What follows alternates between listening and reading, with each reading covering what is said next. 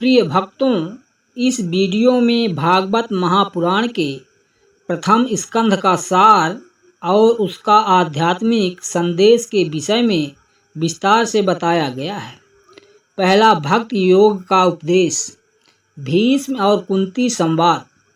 भागवत महापुराण के प्रारंभ में ही जब कुरुक्षेत्र का युद्ध समाप्त हो चुका होता है, तब श्री कृष्ण के प्रति भीष्म पितामह और कुंती माता की भक्ति भावना प्रकट होती है।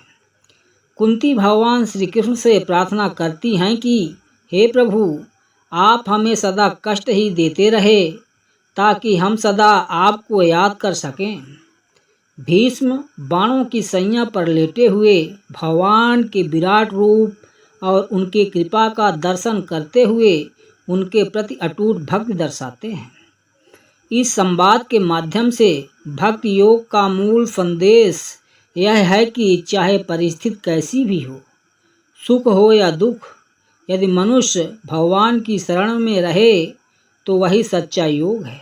भक्ति योग साधना नहीं, समर्पण है।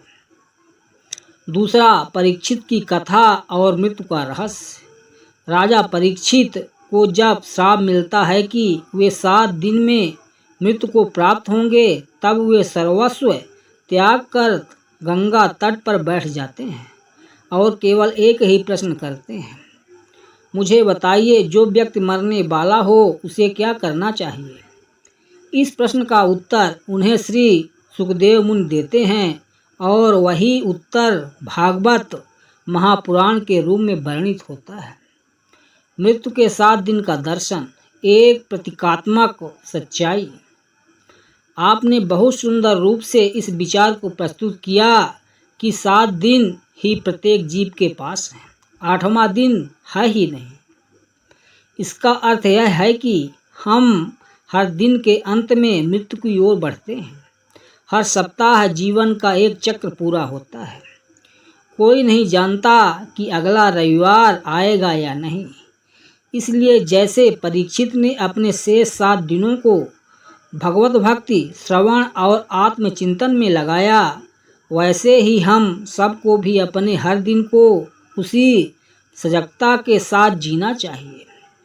निष्कर्ष, भीष्म और कुंती ने भक्ति योग की शक्ति को जीवन के चरम समय में भी अनुभव किया।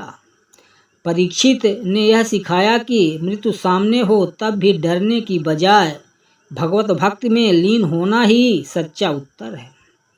और हम सब के लिए यह संदेश है कि प्रत्येक दिन को अंतिम दिन समझकर भगवान का स्मरण करें, क्योंकि वास्तव में केवल 7 दिन ही हमारे पास हैं।